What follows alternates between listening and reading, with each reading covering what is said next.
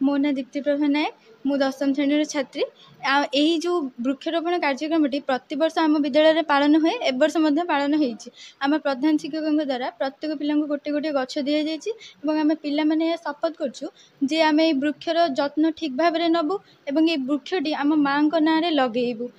एवं आम विद्यालय गोटे गोटे चारा वृक्षर लग जाए तार जत्न नबू बोली आम समस्ते प्रतिज्ञाबद्ध कर तुले आज गोपन नगर हाईस्कल प्रांगण में जो आम ओडिशा संवाद पक्षर जो कार्यक्रम अनुष्ठित है वास्तविक गोटे बहुत गुरुत्वपूर्ण कार्यक्रम केवल नुहे यहाँ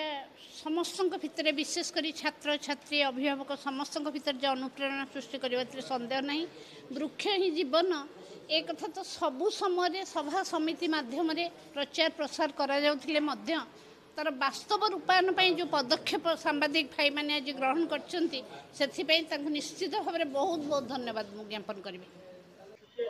वृक्षरोपण कार्यक्रम तो सारा भारत वर्ष रे सरकार द्वारा चली आमर विद्यालय प्रति वर्ष पालित होची वर्ष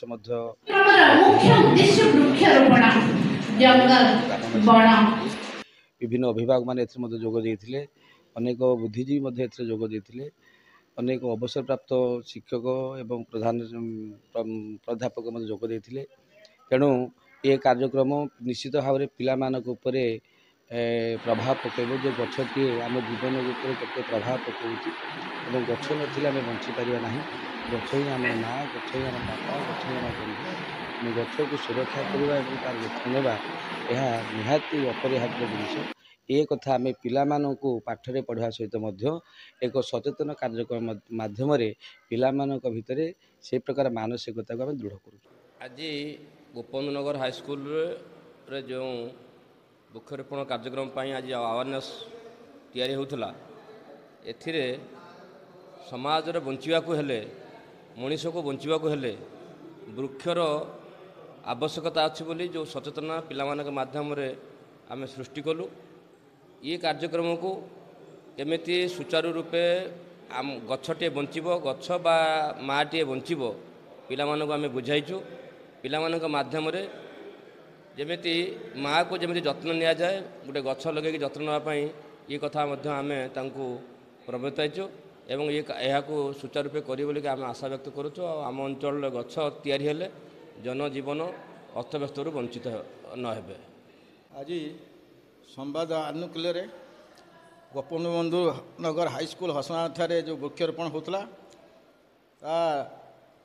आज अनुष्ठित हो जाइए। आज छोट छोट पिला मानकु